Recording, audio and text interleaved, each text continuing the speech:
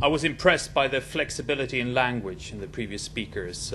I won't do Finnish, and I don't think many of you would enjoy if I did Swedish, so I'll stick to English.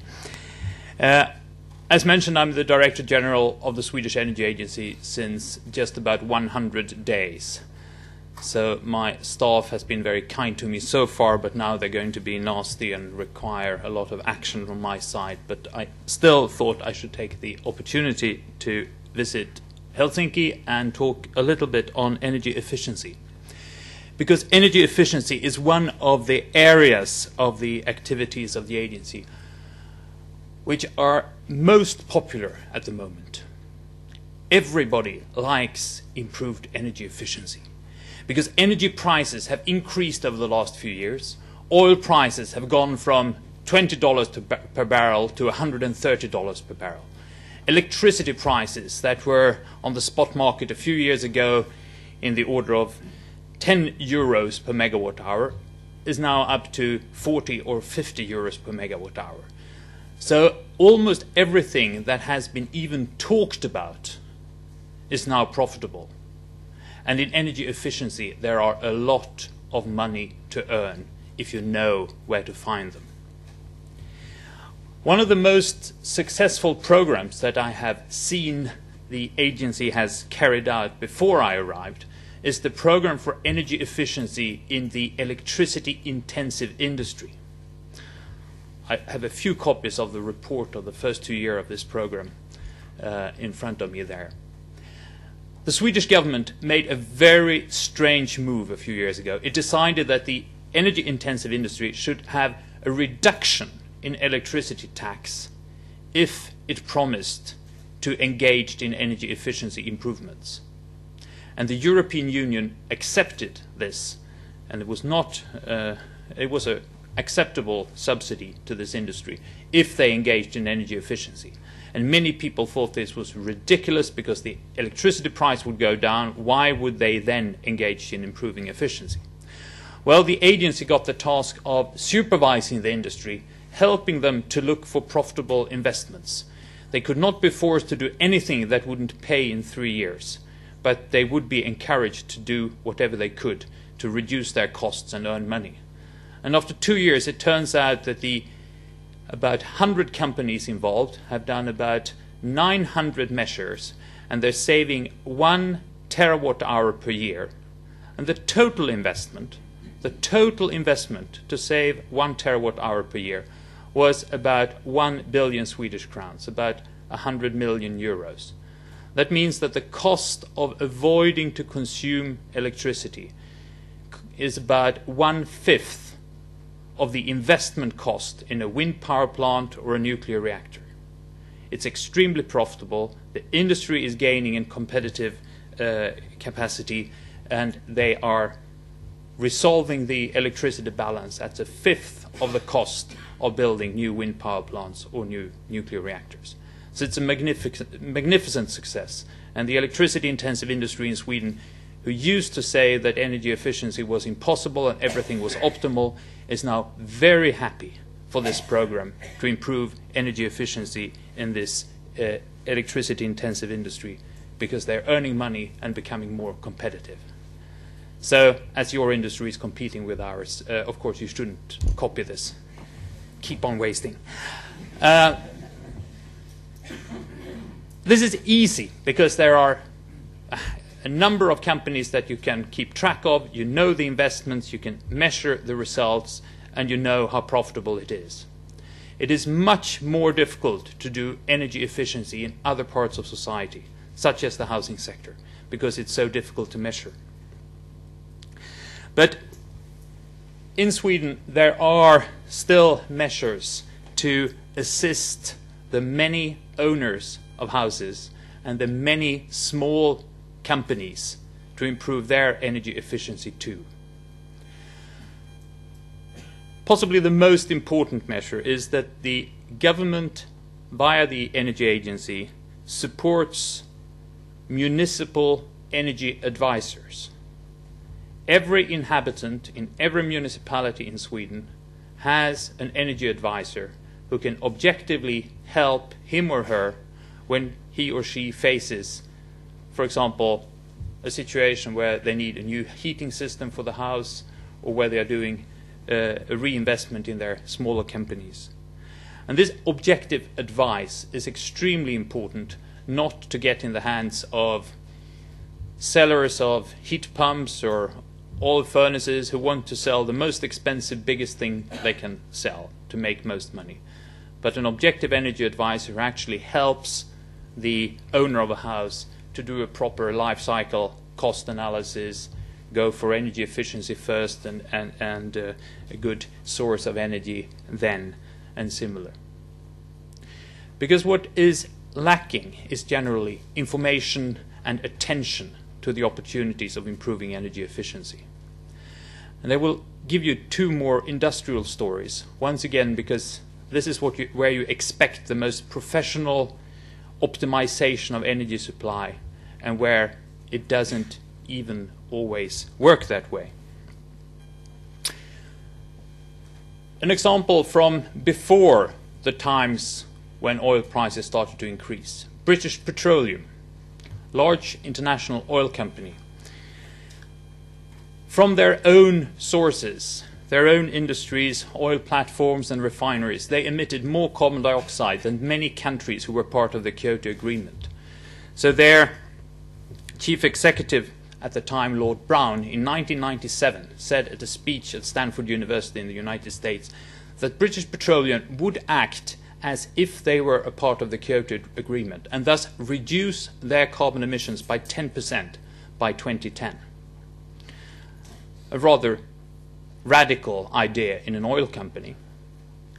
You would also expect that this would cost money, and so did British Petroleum. They expected this would be a net cost to the company. They tried to have a cost-effective distribution of these reductions by introducing an emission trading system within British Petroleum.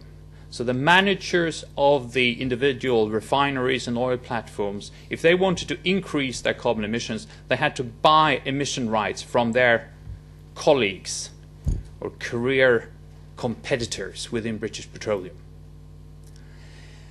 These emission rights within British Petroleum did start to trade, and the price of the emission rights was in the order of the present European emission rights, about 25 euros per ton or so. But already in 2001, British Petroleum could announce that they had now reached the target of reducing the carbon emissions by 10%. There had been no cost to the company. In fact, they discovered they happened to earn $600 million, and that was in the oil price level of 2001. The emission rights were worthless, and they knew they would continue to reduce their emissions by copying the profitable measures from one refinery to another. The problem had been that they believed they were efficient, and they didn't give it attention, looking for opportunities to reduce emissions. And when they did, they found it was profitable. So very often, even if you believe that you are efficient, there are profitable measures to be found if you are clever enough to identify them. In Sweden we had a similar story. Volvo, well known, rather well reputed. They were challenged by a professor of energy systems technology, saying that they were using twice as much energy when assembling a car in Sweden as in Belgium. Volvo said, well, but we are optimal. And this professor went on challenging them, and then they agreed that a PhD student of his would look at the factory in Göteborg and see if he could reduce the energy use. And the professor promised that if he could not reduce energy costs so much that he would pay his PhD program, the professor would pay out of his own pocket. After a couple of years, this PhD student came back and he had a problem that he didn't really know what Volvo would think when he presented his results. Because his results were that he could show they could save 11 million crowns per year with measures that had a direct payback time shorter than 1 hour. One being that they should switch off the electric de-icing equipment in the outdoor testing facility during the summer. Another being that they should switch on the counteracting heating and cooling system in the assembly plant when the plant was empty. And then he showed that they could reduce their energy use per assembled car by 50% with profitable investments that had a slightly longer payback time. And Volvo said, fine, tell everybody about this. We are not embarrassed. Those who should be embarrassed are those who haven't even looked for their own failures. And a couple of years later, Volvo announced that they had made the investments and reduced the energy cost per assembled vehicle into half, and it was profitable. So it's very, very important that you bother to look.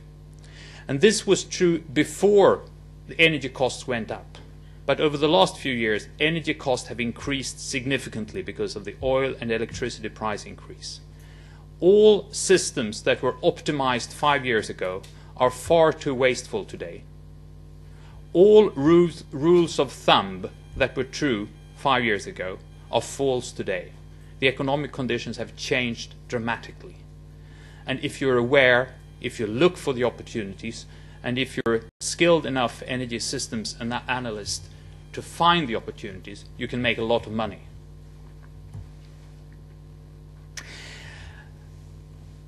If you look at existing systems, this is the case. But you have another difficulty when energy prices have increased the way they have in the last few years, and that is that the equipment available on the market are still products that were developed for the energy prices 5 years ago. There is a lag in offering control equipment, electric motors, and other things that today should be more efficient than they should be 5 years ago, if optimized according to the prices that were then valid. One kind of measure to help speed up the development is technology procurement that we have tried in Sweden in some areas where there are products that are particularly interesting for the Swedish market, where the products offered were not optimal from an energy point of view, and where you needed a certain size of the market to have the producers offer a more energy efficient product. The Energy Agency and its predecessing public agencies have done projects like that for refrigerators, for windows, heat pumps, traffic lights, in all cases organizing clever customers in groups to produce descriptions of what kind of products they would buy, and the suppliers came up with product meeting these standards and immediately found a market of a sufficient size to justify the development costs. Sometimes there were some public money involved in different ways, but the most important thing was there must be a sufficiently large market so that the development cost of the private companies could be justified. And also from a competitive point of view, it was quite important. Electrolux did develop refrigerators that have had a great position on the world market due to this public initiative of technology procurement. The windows produced in Sweden also have a world market because they have better energy performance than many competitors, thanks to this procurement. Traffic light development is now, with light emitting diodes, is now going on in many parts of the world, but there were some early movers offering this in Sweden, thanks to a technology procurement process that went on. So this may be important. Once again, for energy efficiency, the most important thing just now is that energy prices have increased.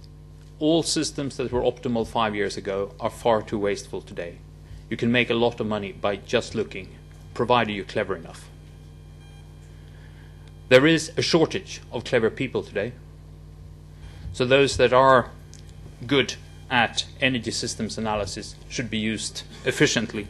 And one of the ways that we are trying to do this in Sweden is by publicly sponsored energy advisors for the many small decision makers in households, municipalities, and small companies. It is not as easy to evaluate their performance as the performance of the few large electricity-intensive industries. But there are a lot of evidence that the cost of paying for these municipal energy advisors are very well justified by a large number of decisions amongst households, small industries, and municipal decision makers to improve the energy efficiency of the households and the municipal building stock that pays very well for the wages of these energy advisors.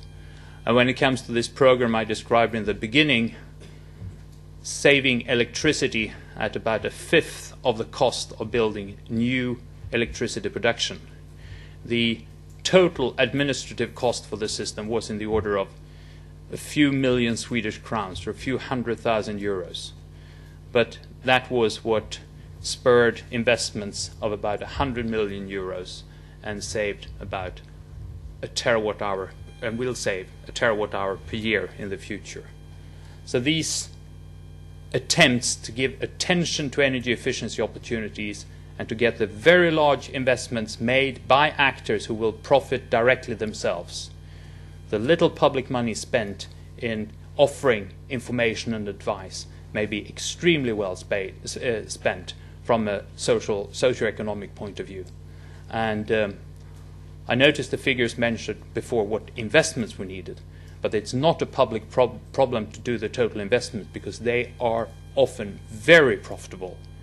But you need a bit of a public initiative to give attention, advice, and good training to those who will do the analysis to have these opportunities utilized in reality. Thank you.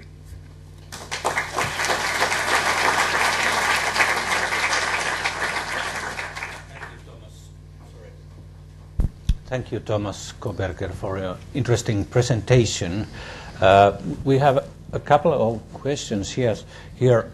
One of them is concerning capacity of energy advisory services in Swedish municipalities. The demand is probably high. The question is how many contacts advisories have daily, but maybe in general, about capacity. The situation is such that each municipality has an energy advisor. In some of the larger municipalities there are several people working as energy advisors. In some of the smallest municipalities in Sweden, with only a few thousand inhabitants, they may be organized so that 2 or 3 or 4 municipalities share one energy advisor.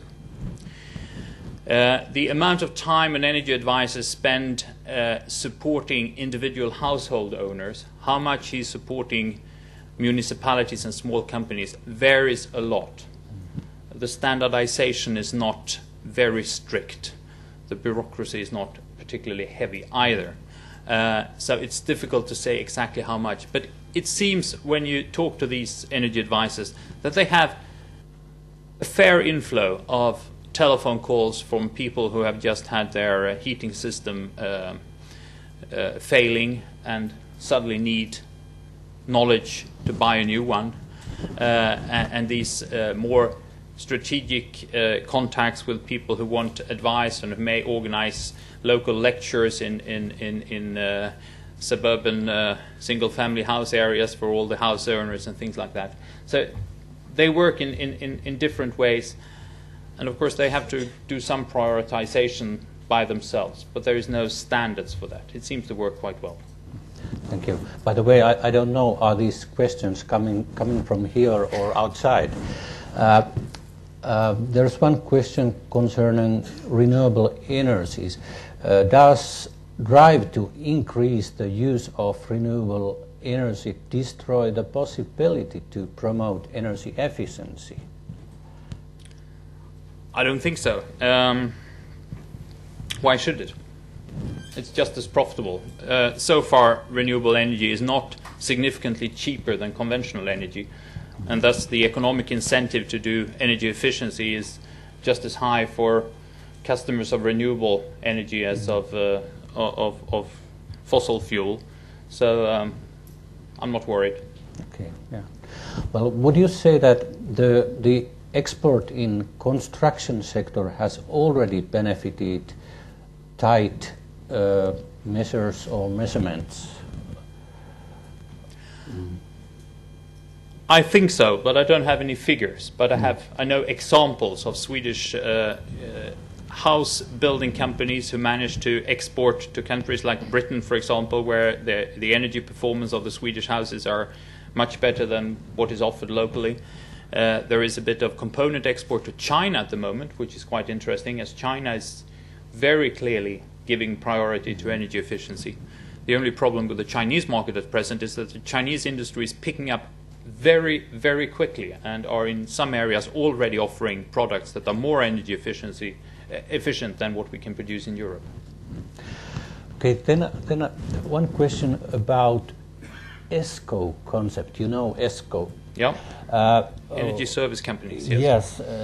Is this service flying in Sweden at the moment? What's happening in this sector? Well, not flying, nor creeping, but maybe started to walk. The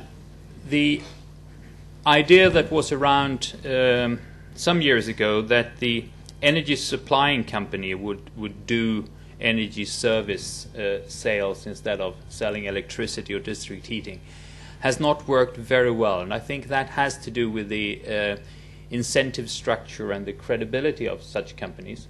There are some, especially municipal-owned energy companies, who have the local credibility to get contracts like that working, whilst some of the larger energy companies have difficulties in convincing customers that they're actually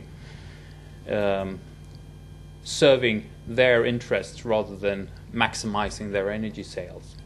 But there are completely new companies acting as ESCOs, and some with an origin in the financial sector who are doing rather good business. And I've heard some very good stories from customers also who see that these companies manage to reduce the energy use by something like 50%, and they are sharing the profit in a way that the customers find fair.